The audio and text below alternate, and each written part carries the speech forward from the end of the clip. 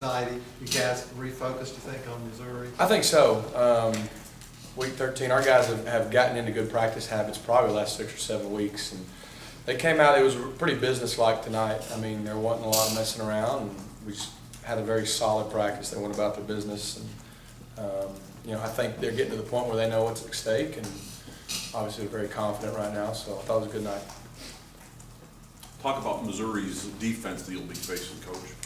Tell you what, they're really good. I think the first thing that stands out to me, they're just a really good overall team defense. They're extremely disciplined. You don't seem to get a lot of cheap ones, which I know has kind of been that defense coordinator's kind of history, a lot of bend but don't break scenarios. But, they're really disciplined. They're always where they're supposed to be. They're solid tacklers. But what really stands out after that is that front four is really good. I mean, their defensive ends, the Sam kid, Coney Ely, they got the other two guys play just about as much as them. I mean, those guys are really active. I think Sam's leading the league in sacks and tackles for loss. They get after you, and the inside guys are big. They got a couple 6'5" guys that are long. I mean, they're really disruptive. They're violent, explosive. So that front four really, concerns me, to be honest with you. They're really good. They're really good at what they do. That's probably why they're top 2 in the league in rushing and leading the league in sacks. Their linebackers are really good players, solid football players, good instincts. They make plays, and they've been really good on the back end. I think they've got 18 interceptions. So. They do a lot of things well. That's why they're 11-1 in the SEC championship game. Rhett, we've seen them saying the same thing the last 3 games, really, about the defensive lines being, top in the league. And y'all are still getting those yards, getting what you need. What do you attribute that? I don't know. We were talking about that today. I think when we played Georgia, they were second in the league. Alabama was first. Now Missouri's moved up to second in the league against the rush. And this time of year, we've just been playing really good teams, and our offensive line's done a really good job. Pretty much every game this year we've had success running the football. They've done a really good job on the first level. Not giving up penetration, getting movement at the point of attack, and then Trey and Nick and Cameron and Corey and those guys have done a really good job because they've gotten them 3, 4, 5 yards down the field. They do a really good job at making that first guy miss or reading and pressing off blocks and stuff. And sometimes even when you maybe don't get to a linebacker and a safety, that gives you guys a chance. But I think a lot of the credit goes to our kids, guys up front. We've challenged them each week to play physical Auburn football, and I think they've done that. Can you speak specifically about just the last month with Nick and what he's been doing? And I know Coach Malzahn said that he thinks he should be in a Heisman discussion. Yeah, well, look, in a year when they seem to be having trouble deciding who they want to give it to, you look at all the teams that are winning and who's most valuable to their team. I don't think you can say any more about Nick than what he's been able to do to get us to where we're at. He's, no question, our team leader. Our guys believe in him, and he just seems to make play after play after play. The other night, no turnovers, 3 touchdowns, against, at the time, the #1 defense and #1 team in the country, and big-time plays when we needed them. A 3rd down, 45-yard touchdown run, a 2nd down touchdown pass, can't be thrown any better, and, of course, with 32 seconds left, a touchdown pass to tie the game. So I don't know what all you got to do, but I'm proud of him.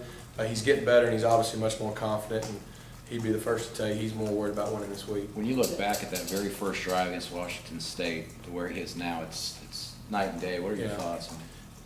I'll probably look back and reflect a whole lot more here in a couple weeks when we're done, but I do still remember the first snap he ever took. He dropped the snap. So we've probably come a long way, but when you're the kind of young man he is, when you have his character and he's coachable. There was no ego, there was no laziness. He wants to work hard, he wants to be coachable, he wants to do everything you ask him to do the best he can and win. And then, like I said, he's just got that instinct to be a winner. And he's gotten better and better, and probably around the Ole Miss games when it started to slowly click for him, and he's gotten better each week since then, I think. It gets lost in that because of the last play. Gets lost at that past 32 seconds. It seemed like there's a lot involved that you had to do, from switching hands to the right touch to not going over the line. How hard is that to do? It's real hard. There was a lot that gets lost in that game the way it ended. It was a great football game. It was 28-all, about to go to overtime. I thought it was a really good game. But, we had ran the play on 3rd and 2 before. We had 3 timeouts. That was a luxury we had.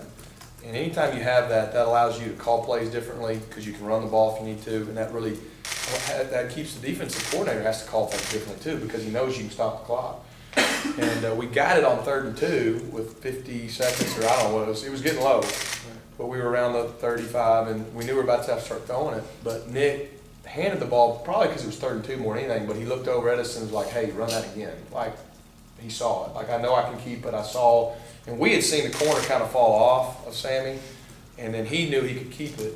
So, you know, we called it again. I remember saying something to Coach about the time, and we were going to call a timeout probably after that play. But, you know, when you got a player like that, he's in the game. When he sees it and feels it, you trust him, and you made the play. But, yeah, to have the ball in your left hand and pull up and get it in your right, I'd like to say that that's coaching, but that's just a heck of a play. Rhett, talk about what I guess the luxury it is to have a guy like Trey who has explosiveness, does all those things, but he 29 carries against Alabama, no negative yards. He kind of always seems to find a way to get positive yardage. It does. He always falls forward. He has incredible balance. I mean, a couple of those 4th and 1s this year, I mean, the balance he's had, incredible. The long run he had, I mean, he had incredible balance to make that run. And it just goes hand in hand. He can get through the smallest creases. He's just patient enough and can explode when it's there. And it goes back to the line. We don't, you know, they've done a great job of not giving up penetration, which gets him started. And with a great running back like him, you get him started, good things are going to happen. But that's our challenge this week, because the way Missouri's defensive line is, they're very disruptive. So we're going to have to be as good as ever up front of staying on those down guys and give them a chance. Is there anything pass protection wise that maybe an easy fix for you guys going forward? 'Cause they had 3 sacks. Yeah, the 3 sacks. You know, the first one was a protection bust. You know, I mean, Trey just, his fundamentals were off. He let the guy inside of him. We had everybody accounted for, and he just let the guy inside, and Nick wasn't really able to escape it. You know, the second one, Nick, they just only brought 5 guys, and it was man-to-man, so Nick was sliding him in the pocket to take off running. He would probably ran for a while, and he just let the guy trip him up. I mean, very rarely does that happen. A guy just grabbed his ankle and him go down. So that would be on him. And then the third one they got us. I mean, they brought a blitz that we were hot, and that happens. And you know, they had the right call on at the right time, and it got us. So, you know, of all those 3, the first 2 are fixable. You protect it, you know, better and do what you're coached to do. The second one, Nick's just got to, you know, make a play, which he normally does. And the third one, they got us. So I feel good about where we are protection-wise still. I mean, like I said, that's one of the best blitzing defenses in the country. So, you know, but the negative plays hurt us. I mean, we had 27 lost yards on sacks. Rhett, got some credit to you and your relationship with Nick, you know, for his development and the offense's development.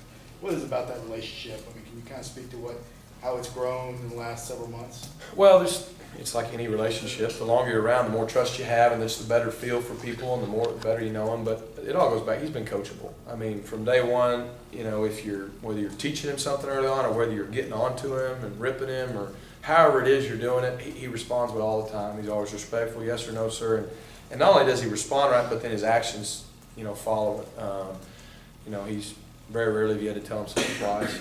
And so I give him all that credit from being coachable and then just having the will and the desire to try to get better. I mean, you know, you look at the last 2 ball games, when we needed to make throws, he made throws. He made really good throws, very efficient. So he knows he'll have to keep doing that, but you can tell he's working on it and he's getting a lot better. So I think just time and feeling more comfortable around each other, I guess. You might not